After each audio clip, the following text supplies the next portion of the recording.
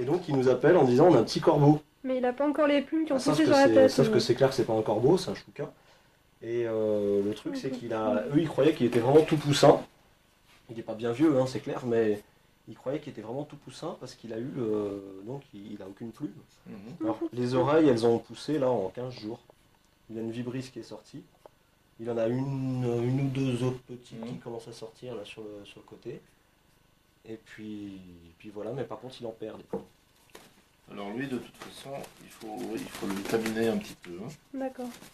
Il n'a pas beaucoup de force, il est tout maigrichon. D'accord. Et je me demande s'il n'a pas aussi de la gale de plumes. Ah. Il se gratte, il se démange, non? Ouais, Il se gratte tout le beaucoup temps. la tête. Tout le temps, Voilà. ouais. Il a de la gale de plumes. Alors vous en D'accord. mettrez sur la corneille également. On va pas l'embêter plus que ça parce que Ouais. Ouais. ça va le stresser énormément. On va vraiment Ouais. soigner. Ouais. Parce que c'est vrai qu'il est vraiment habitué à être sur nous. Il mange bien. Il a Oui, oui, il mange là, il a beaucoup. doublé. Il mange beaucoup. Il a doublé. Il mange. Enfin, il a fait quoi? Il a presque pas doublé. On l'a pris il y a 15 jours. Il faisait combien? 15 jours, 3 semaines, il fait 163 grammes et là il en fait 200, 213, 215. Il a pris un peu de poids. Donc alors ce qui se passe c'est qu'il a été récupéré tombé du nid par des gens qui l'ont nourri pendant 15 jours. Alors le problème c'est qu'il l'a nourri pendant 15 jours. Ben, C'est pour de la faute, non, c'est pas grave. s'ils l'ont mal nourri, le pauvre il a été mal nourri quand même.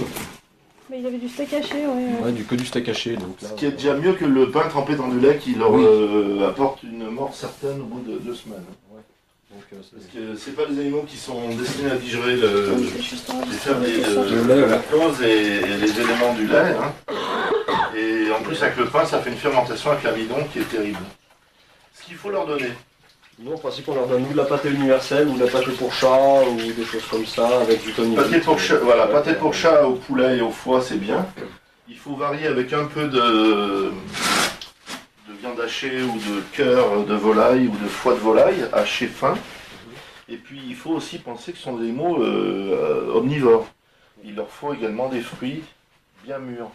Alors que ce soit des cerises, de la pêche, du brugnon, du raisin, de la figue, tous les fruits de saison, presque pourris, presque abîmés, en fin de consommation humaine, en fin de date de consommation humaine.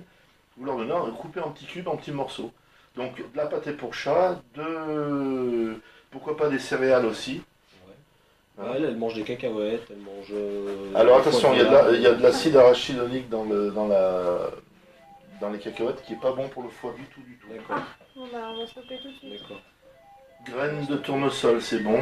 Grains de blé, grains de maïs, grains d'orge, tout ça, ça va. La pâtée pour chaton, la viande hachée, le foie, le cœur de volaille, et puis des fruits et des légumes bien mûrs. Bon, on lui Enfin, donne plutôt déjà des du fruits foie de que des volaille. légumes. On lui donne du foie de volaille cru.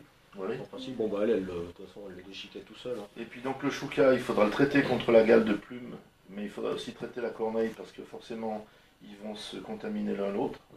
Et ils sont pas ensemble. Là, ils sont pas ensemble, on attend qu'ils soient un peu plus. Ouais, mais le fait même de les costauds. avoir transportés ensemble, Ah, il y aura une transmission pratiquement irréfutable et irrémédiable D'accord. d'accord. des,